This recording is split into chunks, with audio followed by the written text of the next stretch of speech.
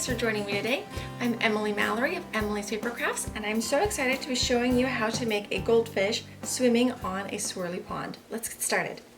Alright, so here is our Flora and Fauna mini swirl things and some blue distress ink. I've become a huge fan of distress ink because it's very washable. So it's one that I can turn my kids loose with and not need to worry about some of the consequences. Alright, so this one we're going to do in more of a landscape format, and I just went ahead and did 2 swirls. If you want to do more than 2 swirls to make it look like little ripples on a fish pond, do more than 2. I liked twisting one of them around so it didn't look like I just literally mass stamped, just picked up my stamp and moved it, but that way I have a little bit of visual interest going on with my swirls. Alright, we are done with our ink and our stamping, so we'll set that aside to let it dry while we make our fish. So with our fish, we're going to want 2 pieces that are 8 inches long.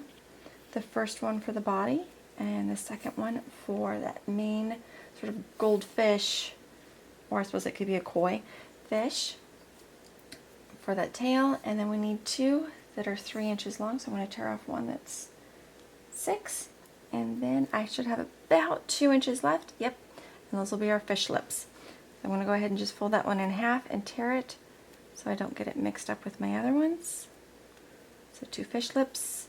Make sure that I picked up my 6-inch. Yep, and I'm going to tear this one in half as well for the 2 fins. Alright, let's go back to one of our 8 inches.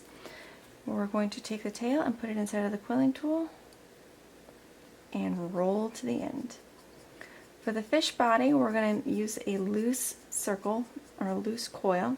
So once we get to the end, sometimes I like giving a little bit of extra tension so it won't get crazy big on me. So a little bit of extra tension, which means I'm just twisting my quilling tool while holding my paper tight. But then sometimes I have to go backwards with my quilling tool so I can get the paper to come out without creating, I call it a piggy tail, but I've also heard someone else call it a tornado. I'm going to let it expand. We're going to end up with a little tiny goldfish. If you want a bigger goldfish, add just a couple of extra inches to the fish body size and the tail size, but just those 2, because if you add too many inches, it's going to get ginormous, which maybe you want a ginormous one. Okay, then we're going to smooth down our tail. The nice thing about making the goldfish is if I don't like the way that the first loose circle came out, the second one might be a little bit better that I'm going to use for the tail, and I can choose which one I like best. So I'm going to go ahead and roll up my other 8-inch piece of paper.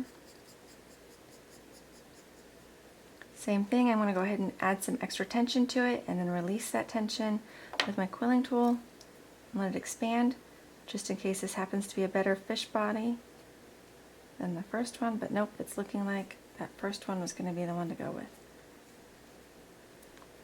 Alright, a little bit of glue here on this tail. Smooth it down. And then this is, yeah, the one that I'm going to use for my fish tail.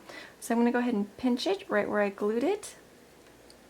And then I'm going to kind of not quite make a bunny ear like what we've made for the owl, but I'm going to squish it. It's a little bit deeper than a bunny ear. And then I'm going to turn it around, and where it's rounded, I'm just going to kind of give it an extra little point.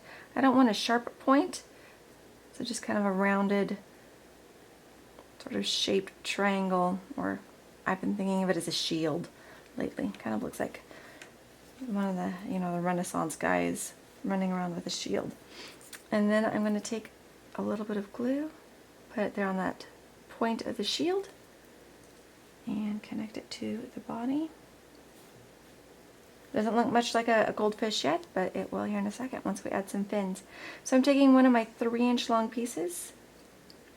This is going to be kind of a cool shape. I don't know what shape to call it, but it's kind of like a bunny ear, but not really. So we're going to let it expand, glue down that tail, and I'm going to pinch it once, and then I'm going to kind of, almost like I'm going to make a square, but not quite. I'm going to take just a little tiny bit, pinch it again, and then I'm going to pinch it one more time.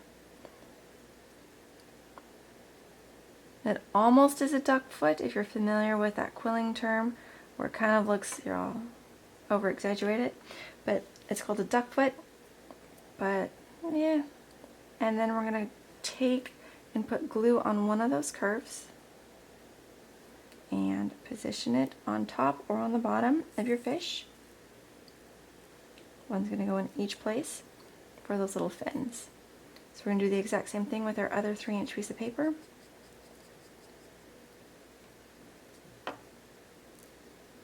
Pull it off, let it expand. Sometimes I make both fins and then glue them on, so that way I can put the bigger one on the top and whichever one is a little bit smaller on the bottom.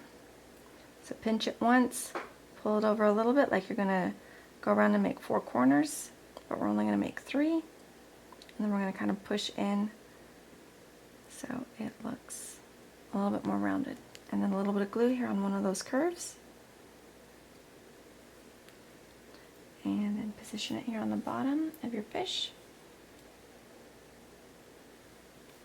Alright, it's looking a lot more like a fish. Now we need some fishy lips. So these are going to be little tiny tight circles.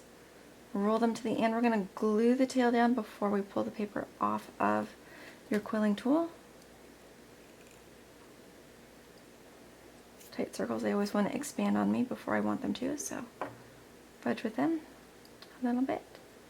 And then I like gluing these down immediately while they're still in my hand so I don't have to try to pick them up again. Sometimes it's easiest just to pick up your fish and then connect it together. Alright, so there's one fish lip. We're ready to give a fish a kiss. And we're going to do the same thing with the other little 1-inch piece. A little bit of glue there on the tail. Smooth it down. Make sure it tacks. Pull it off. Sometimes it's easier to put the glue on the fish rather than on the lips.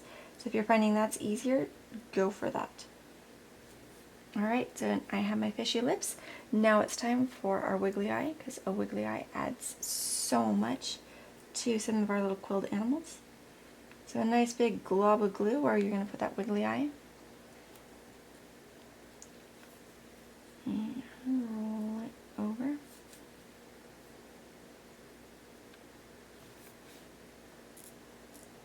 Flatten it down.